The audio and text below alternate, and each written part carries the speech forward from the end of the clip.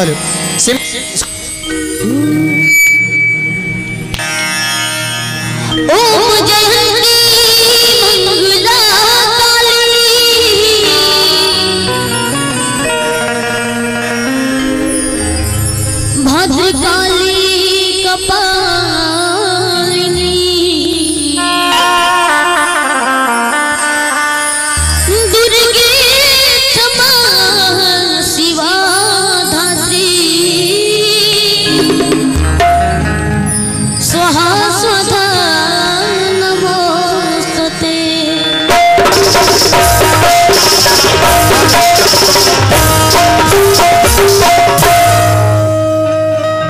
सा आप लोग हट जाइए ताकि यहाँ से दिखे। इशारा करते भाई ने लगते नहीं खे। और हमने के भजन गावे नहीं जा गौरी के लाल वाले, लेकिन हम गावे के नहीं चाहते, लेकिन विकी भैया के हमारे फरमाइश बाकी कम से कम 2 लाइन हो जाओ, काहे कि वही के चलते रहुआ सबके बीच हम बनी जा। आज तो गौरी की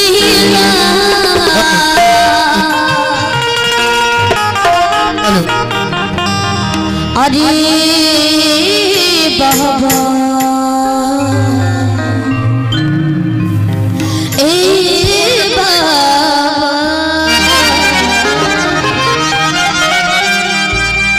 गौरी के लनवा है बाबा सुमिरनवा करी तो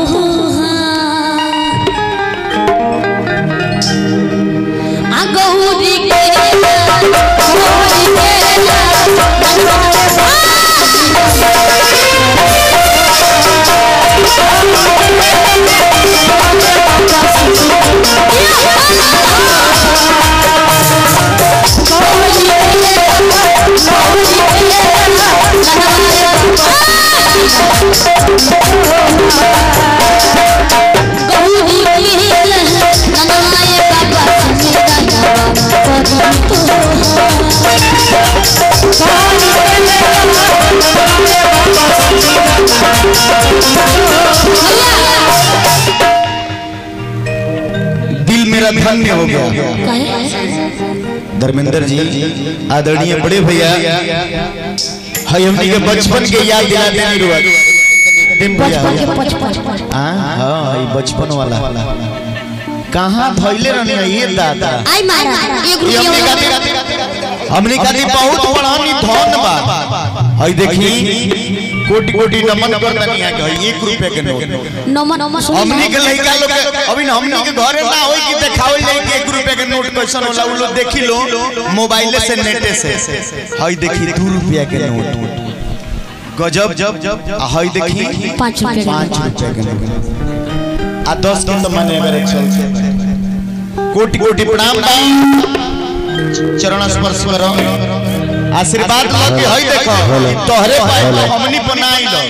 हेलो ई बहुत प्यार बात पैसा का नोट बना तो जकरा किया बा लेमिनेशन को के तहत का हो भैया लेमिनेशन को के तहत बा कि हमरा किया लइका सियान होय तो नोट देखत रहे। बहुत बहुत धन्यवाद और सही आशीर्वाद प्यार अरमान बाबू को बरसत रहे के चाहिए। जय हो।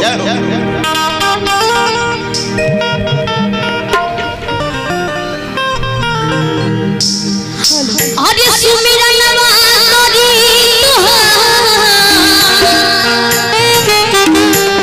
सुमिरनवा करी तोहार गौरी के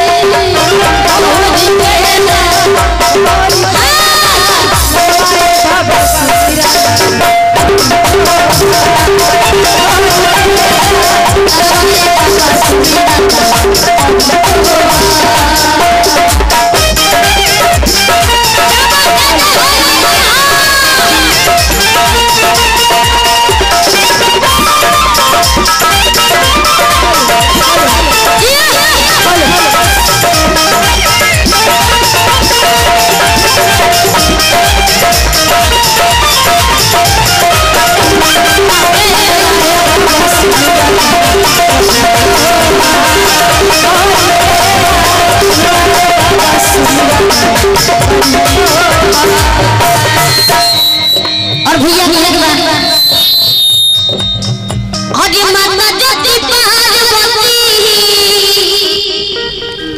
हज पिता महादेवा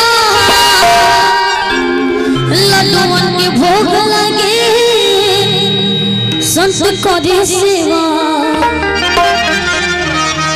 भैया ई कहाँ गावल जाला? आरा बलिया बक्सर। हमने के छपरा में हेल जाए। अरे माता सरस्वती अरे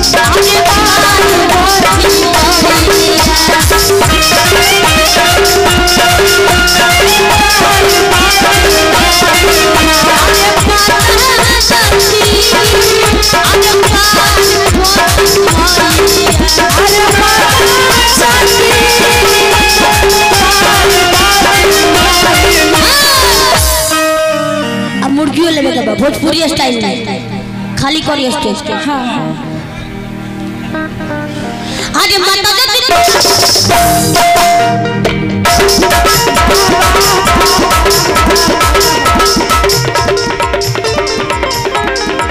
माता जति पार्वती पिता महादेवा लड्डुअन के भोग लगे।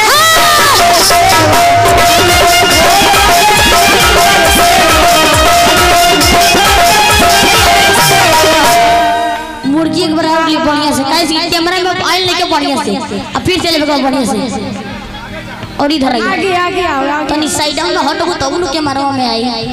अरे तो हम साइड में थे ना, सामने कैमरा लगा हुआ यहाँ पे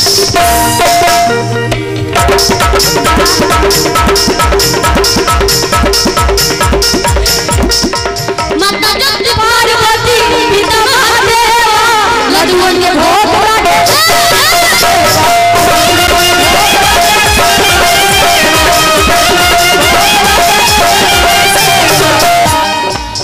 हरी घिसी जी के सजनवा रे बाबा घिसी जी के